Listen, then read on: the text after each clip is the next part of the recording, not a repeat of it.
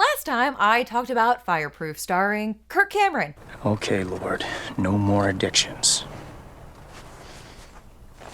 Which is a 2008 movie that teaches its audience how to hide their money-driven, materialistic motives behind the excuse of, I gotta save this terrible marriage! I'm in Love with a Church Girl, released in 2013, starring Fire Festival poster boy Ja Rule. The music was horrible, the service was gloomy. Doesn't even bother hiding its motives. It's all about money, how great money is, and how you can use evangelical Christianity to deflect attention away from your crimes, so that you get to keep all the money you got from doing crimes, all with the cooperation of law enforcement. Really family-friendly stuff. But before we begin, I just want to give a quick shout out to my friend Zora Bikanganga, who recommended this wonderful gem. The plot is fairly simple. Miles is a wealthy career criminal, and the cops are closing in on him. This is good, right?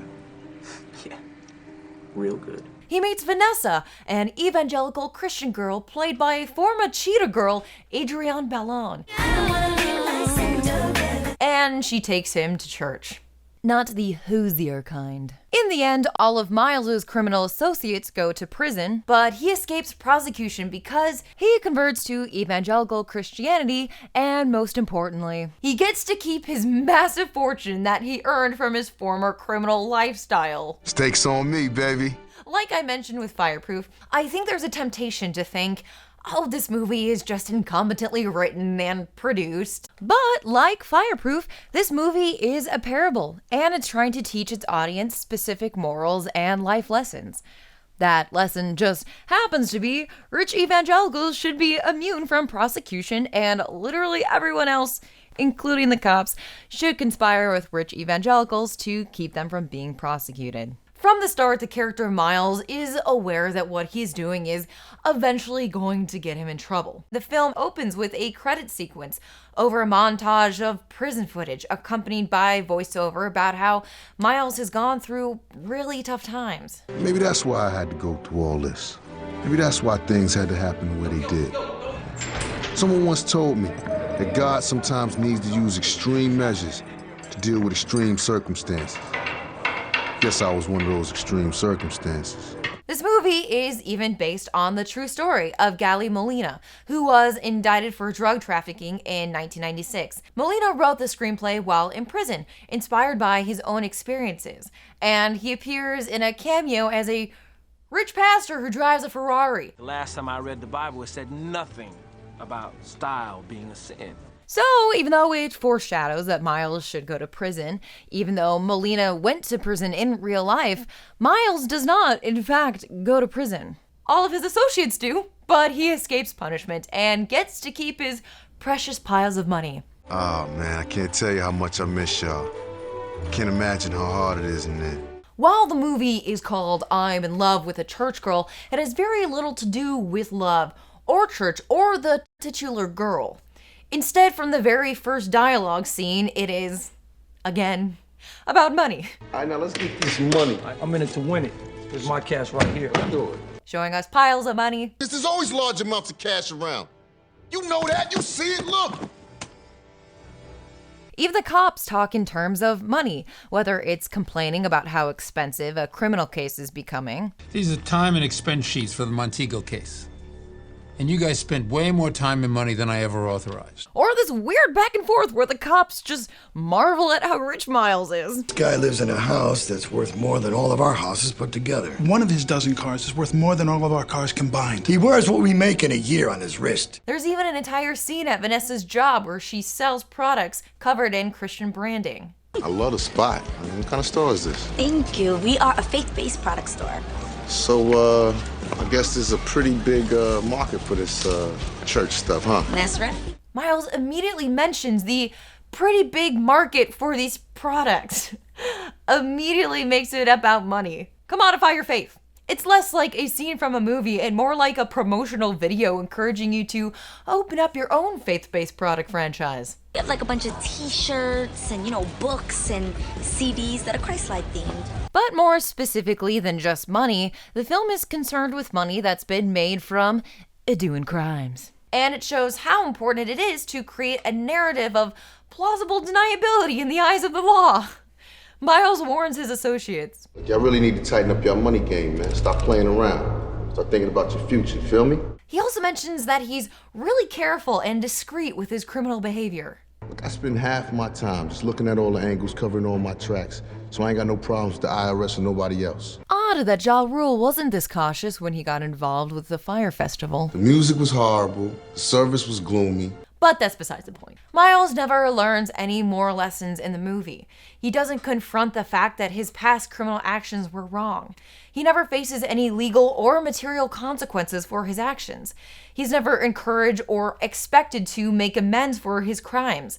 No one ever suggests that he should pay back the huge piles of money that he earned through theft or drug trafficking or whatever. And I want to add a quick note here that I am not arguing in favor of the criminal justice system, which is horribly flawed and discriminates based on race, class, gender, and pretty much any other way you can imagine. Just locking people up isn't the answer. The problem with these movies is that they only reinforce our already broken criminal justice system. They want to break it even further, making it even more unfair for the average person, while making it even easier for rich Christian buttholes to cheat. The closest thing that Miles experiences to any kind of punishment is when his mother suddenly dies, and then when his girlfriend Vanessa gets in a car crash off screen. Vanessa's been in a car accident. So he's afraid that she'll die. These events are portrayed as really painful for Miles. God, you gotta know this is rough on me. Notice how all the physical suffering actually happens to women, and this is pretty typical for evangelical movies. Listen, we spend half our days waiting on the Lord and the other half waiting on our wives. Hey, don't tell her I said that to you, though. I won't. I literally hate my wife and all women on earth. Female characters in these movies aren't really given agency, and they're never given any motivation beyond, it's your job to help reform the male lead, or it's your job to carry his seed. This movie gives us an idea of what Molina sees as a just and fair system, where the person at the top, whether it's a pastor or gang leader or President of the United States of America, should never be questioned or suspected of any wrongdoing as long as they're outwardly Christian. Instead, everyone beneath them suffers for the sake of the crown. As for me, man, what could I say? I guess God has a sense of humor, right? Gee, boss, life outside prison sounds just swell. Miles does the crime and everyone else does the time. P.S.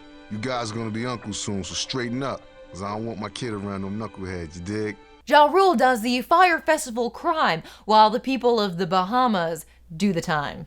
The music was horrible, the service was gloomy. But I'm in Love with a Church Girl isn't just a parable for criminals about how to hide their crimes behind a veil of evangelical Christianity.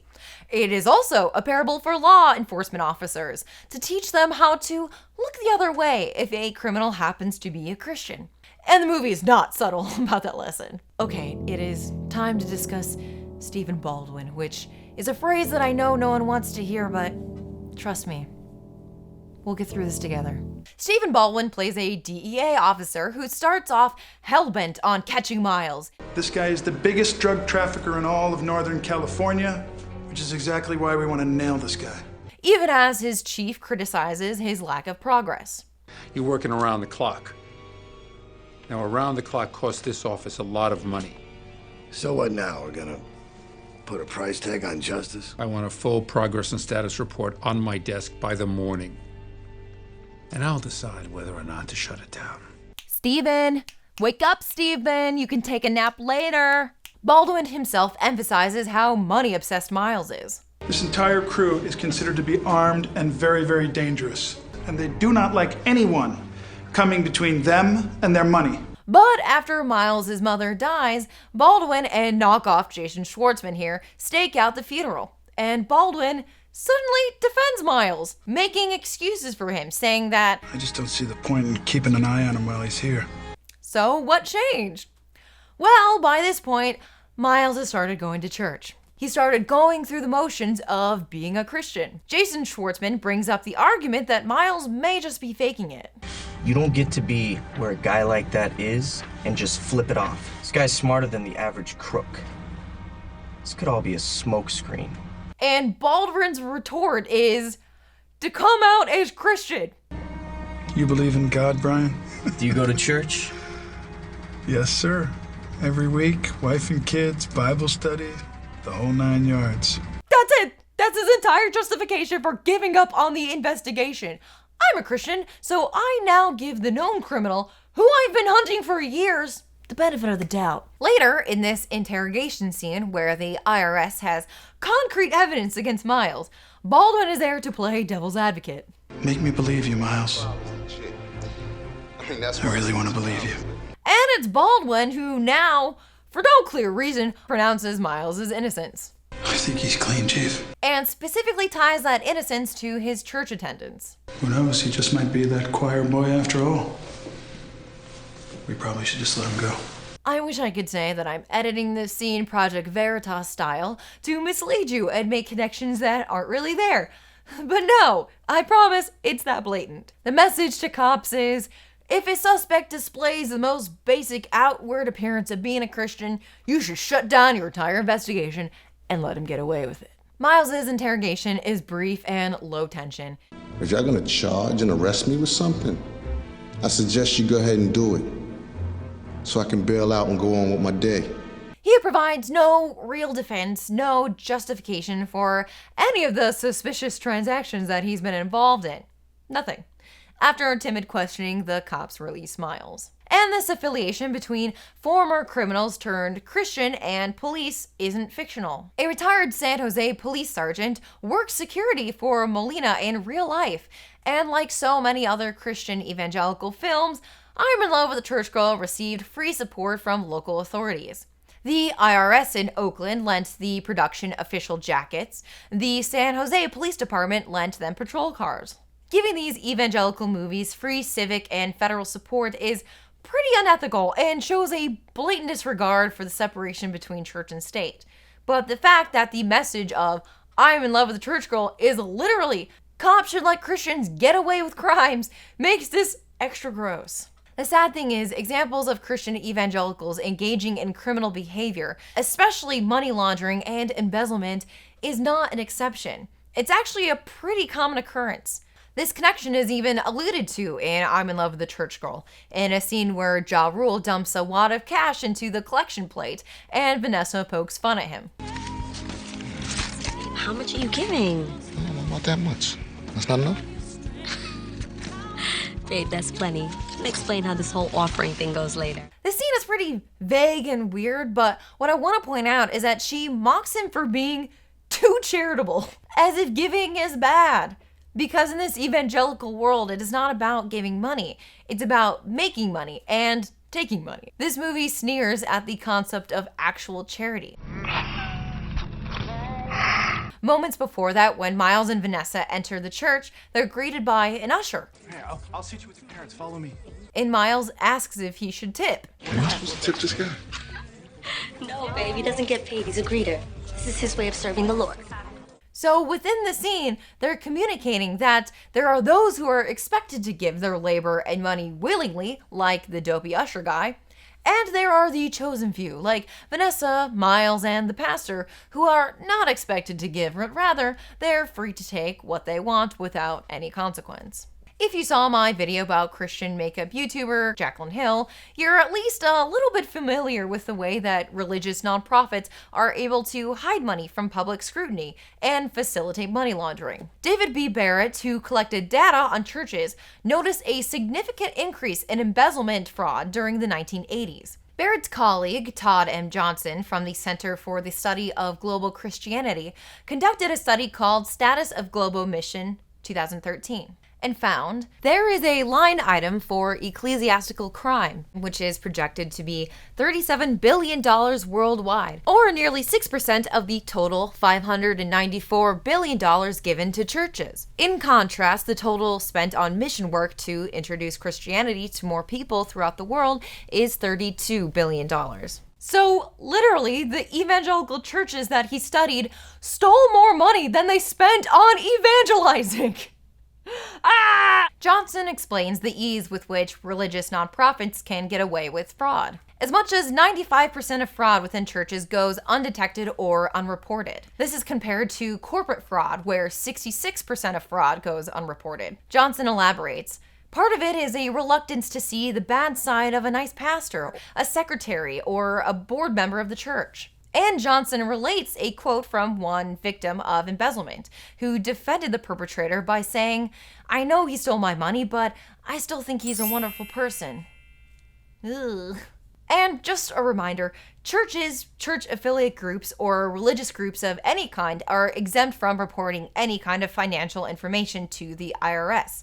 That means that they can take in as much money as they want from whatever source they want, and there's no paper trail. So if you are, say, a money-grubbing drug dealer with a criminal past, then the best place to launder your money is through a church. And any law enforcement officer would know this. Which is why, in the world of I'm in love with a church girl, the cops turn a blind eye to the Christian crime. It's identity politics in its most blatant form. I am a Christian, therefore I cannot be guilty. In fact, I am a Christian, and therefore I am the hero, actually. And that melding of church and state is exactly what politicians like Mike Pence are trying to achieve in real life. For example, here's a list of cases the Trump Department of Justice has supported. Christian students' efforts to force Maine to pay tuition for attendance at a private religious school, a Christian student who complained that a Georgia college was too restrictive on where he could evangelize on college property, and a Christian student group challenging the University of Iowa's discipline for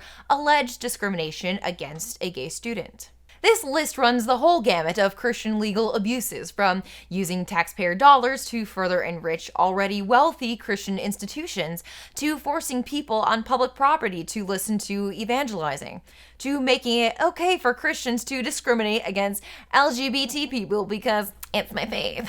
And of course, if you were thinking that the Trump Department of Justice would protect all religions as aggressively as it protects Christianity, I'd expect to find you behind a desk with a sign that says, "Debate me!" According to USA Today, while the Trump Justice Department has bent over backwards to protect the religious liberty of countless Christian organizations, its effort has been less charitable to non-Christians. When a Native American tribe raised religious objections to a South Dakota pipeline that would infringe on their sacred lands, the DOJ offered no support. Oh, I'm shocked. Oh! And I know it seems like it's been 6,000 years since 2015, but does anyone else remember this? Donald Trump is calling for a total and complete shutdown of Muslims entering the United States until our country's representatives can figure out what is going on. Yeah, when conservatives and evangelicals talk about religious freedom, what they mean is Christians should have the freedom to take away other people's freedoms. It's my faith.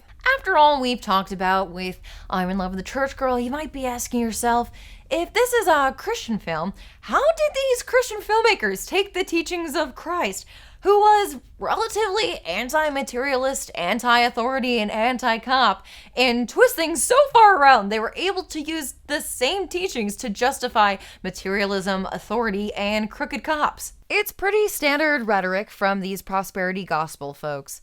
For example, a reporter from Inside Edition confronted prosperity gospel preacher Kenneth Copeland about the fact that he's been criticized for owning private jets, which seem to contradict Jesus' message. When she asked him about Jesus saying it's more difficult for a rich man to get into heaven than it is for a camel to pass through the eye of a needle, he came back at her with this. But he said, all things are possible with God. Apparently, God is so powerful that God can even contradict God's own message. Every passage in the Bible, according to this way of thinking, means both what it says and also the opposite of what it says, depending on what serves his interest in the moment. There must be some way of getting to the heart of what Jesus actually meant. So, let's dive into some history. In his book, Jesus of Nazareth, Paul Verhoeven, yes, director of Robocops, Starship Troopers, and most importantly, Showgirls! Yes, that Paul Verhoeven. In his book, Jesus of Nazareth, which is a look at the historical Jesus, Verhoeven describes how society was organized in Jesus' time. In Judea, the province in which Jerusalem is located, the law was laid down by a high court known as the Sanhedrin, which fell under the jurisdiction of the Roman prefect. There was no distinction between religion and politics in Jewish thought, so the Sanhedrin functioned simultaneously as a parliament, a theological arbiter, and a court of justice. The day-to-day control of the Jewish nation thus lay in the hands of a priestly aristocracy. Since the office of the high priest had remained within the same three families for generations, power was evidently concentrated in the hands of an elite. Gee, 3 families ruling politics for my entire life? I wonder what that would look like.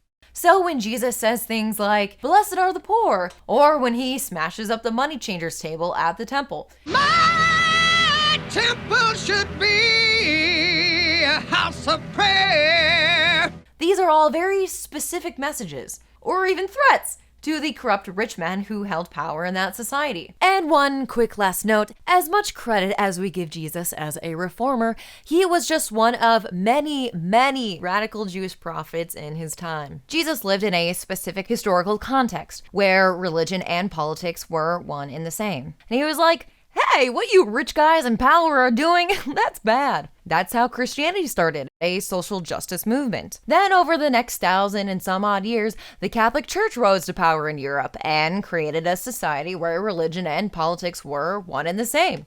So along came Martin Luther with his 95 Theses, like, "Hey, what you rich guys in power are doing, that's bad." And that's how the Protestant Reformation started, as a social justice movement. And now, some evangelical Protestants are actively trying to create a society where religion and politics are one and the same. Instead of breaking bread and saying, "This is my body, eat it in remembrance of me," today Jesus would probably say, "In remembrance of me, eat the rich." If a company is running their business while committing crimes, I want them to be prosecuted. And if a church is running their business while committing crimes, I have faith that Jesus would want them to be prosecuted. Oh my God, this was executive produced by God. Well, I guess I'm wrong. I guess he signed off on all of this, huh? Well, fuck me, I guess. Next time, I'll tackle an unfiltered Kirk Cameron film. I love the music. I love the carols and the hymns. I love all the kids. Saving Christmas, produced by Liberty University, college by day, self-dealing real estate scheme by night. Thanks for watching! Big thanks to all of my patrons who help make it possible for me to make these videos. Especially God, we're business partners. Head over to patreon.com/Maggie Mae Fish if you want to support. And check out Zora on his podcast, Dopetown 3000. Plus, you can see him in The Wedding Year, available on Amazon and iTunes. Like, subscribe, hit that bell thingy, and until next time, save Martha.